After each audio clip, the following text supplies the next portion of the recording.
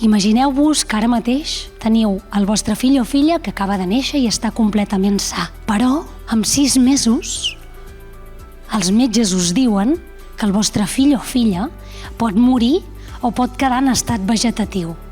Què faríeu? Jo sóc el resultat dels meus pares al món quan els metges els hi van dir que jo podia morir-me o em quedaria la resta de la meva vida tombat en un llit. Què van dir els meus pares?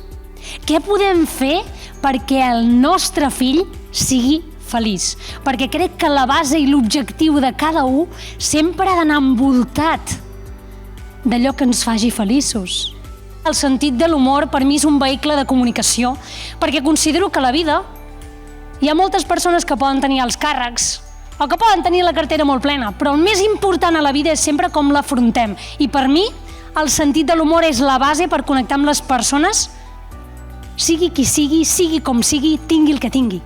Sobretot, valoreu la vida, valoreu els que us acompanyen, però sobretot, jo sempre dic, treballeu de forma horitzontal que ens faci aconseguir els nostres objectius i que aquells que ens mirin es vulguin emmirallar en nosaltres.